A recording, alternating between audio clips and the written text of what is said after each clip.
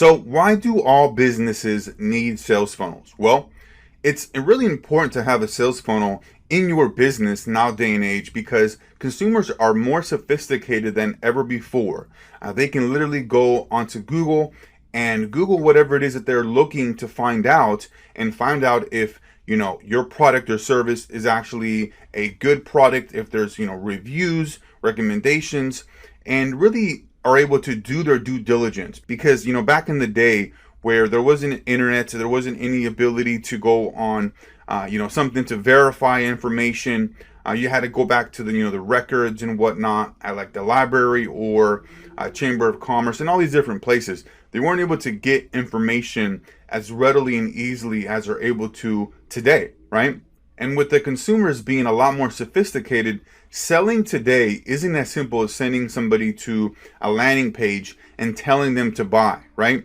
We have to be able to build that trust, that credibility, and that authority by nurturing those leads into actual paying customers over time. Somebody may come in at the very top of the funnel and they may get a free lead magnet, they may get some valuable information, but they may not be ready to purchase at that particular moment.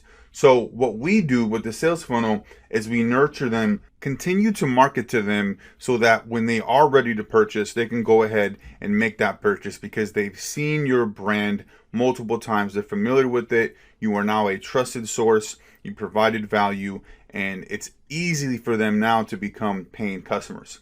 Now, one of the things to understand is that depending on your particular product or service, your sales cycle may be from a few minutes to right away to several months, right? Weeks, even years for large types of deals. So it's really important to understand that a large percentage of people that land on your landing page and go through your sales funnel at the very top may not be ready to buy.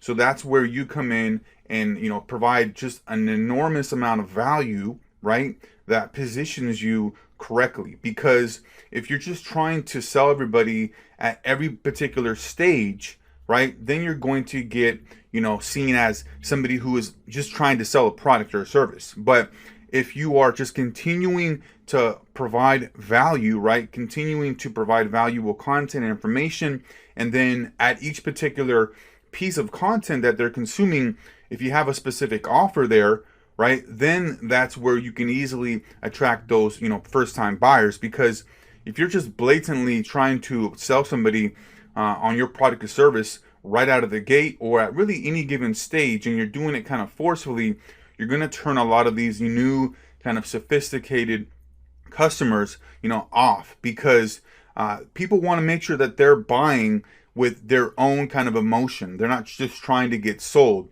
And so, as people love to buy and hate to get sold.